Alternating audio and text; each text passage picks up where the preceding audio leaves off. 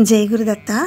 ఇలా లేతగా ఉండే బీరకాయలకి ముందు ఇలా ఈనెలు తీసి పక్కన పారేసి చెక్కు తీసుకుంటాం అన్నమాట. ఇప్పుడు 2 ఆదరాలు చేసుకోవచ్చు. ముక్కలు తరుక్కున్నాం కదా, ఇది కూర. ఈ పొట్టుతోటేమో ఉరుగు.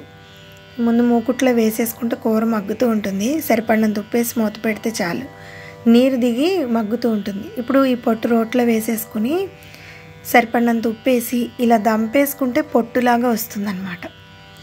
ఇప్పుడు కొద్దిగా పసుపు, ఒక్క పచ్చిమిరపకాయ, అంటే కారం గల కాయలు ఇవి మరి, అందుకని. ఇప్పుడు ఇలా పొట్టులో వచ్చింది కదా, ఈ పసరు పిండేసేయాలి. ఇలా ఆకుపచ్చగా పసరు వస్తుంది కదా, ఇది మనకి పనికిరాదు. ఈ ఒరుగుని ఇలా ఒక్కసారి వేళ్లతోటి ఇలా అంటే ఇంకా కాసిన ఈనులు లాంటివి ఏమన్నా చేతికి తగిలితే తీసేసుకోవచ్చు అన్నమాట. ఇంతే, నేను చూపిస్తాను ఈనులు మీకు. ఇలా చేతిలో అంటే వస్తాయన్నమాట. ఇది ఇలాగా.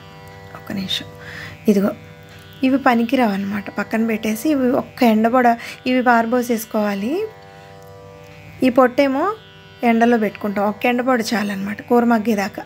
ఇప్పుడు ఇది కూర మగ్గిపోయింది కదా, పక్కకి తీసేసుకుని ఇప్పుడు పోపు వేసేసుకోవడమే. నేతి పోపు వేసుకోవచ్చు, నేను గానుగ నూనెతో వేస్తాను. అంటే నువ్వుల నూనె అన్నమాట. పప్పు నూనె అన్నా, గానుగ నూనె అన్నా, నువ్వుల నూనె అన్నా ఒకటే. ఇది ఆడించుకున్న నూనె అయితే బాగుంటుంది ప్యాకెట్లో కంటే కూడా. మినపప్పు, ఆవాలు, జీలకర్ర, పచ్చిమిరపకాయ ముక్కలు, కరివేపాకు, ఎండుమిరపకాయ ముక్కలు, కొంచెం ఇంగువ వేసుకోకపోతే వెల్లుల్లిపాయలు వేసుకోవచ్చు. ఇప్పుడు ఈ పోపు అంతా కలిసేలాగా ఈ మగ్గిన ముక్కలు వేసేసి 4 పాకలా కలిపేసి ఒక చిటికెడు పసుపు వేసుకుంటే చాలు. అంతే, ఇంకే కారాలు అక్కర్లేదు. ఇది కమ్మగా చాలా బాగుంటుంది. ఇది ఉత్తి కూర తినేయచ్చా పళ్ళంగా. ఇప్పుడు ఇవి పక్కన పెట్టేసుకుని టమాటా పెరుగు పచ్చడి చేద్దామని మేగడ పక్కకి తీసేసుకుని ఈ పెరుగును ఒక గిన్నెలో వేసుకుని కవంతో చిలికేసుకోవచ్చు, లేకపోతే గరిటతోనైనా కలిపేసి నేతిలో ఆవాలు, జీలకర్ర, శనగపప్పు, మినపప్పు, ఇంగువ, పచ్చిమిరపకాయ ముక్కలు, ఉల్లిపాయ ముక్కలు, సరిపడినంత ఉప్పు, కరివేపాకు, ఈ టమాటా ముక్కలు ఇవన్నీ ఇలా మగ్గిపోతాయి.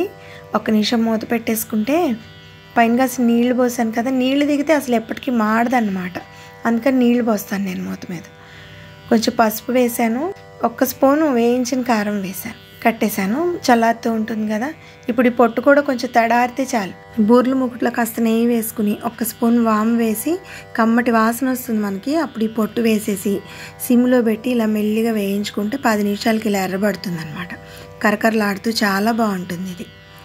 ఈ చల్లారిపోయిన టమాటా ముక్కల్ని పెరుగులో వేసేసి ఒక్కసారి పెరుగు అంతా కలిసేలాగా ఇలా కలిపేసుకుంటే ఇంతే, పెరుగు పచ్చడి అయ్యింది. ఇది పూట నేను చేసిన వంట, ఒరుగు కూర, టమాటా పెరుగు పచ్చడిను.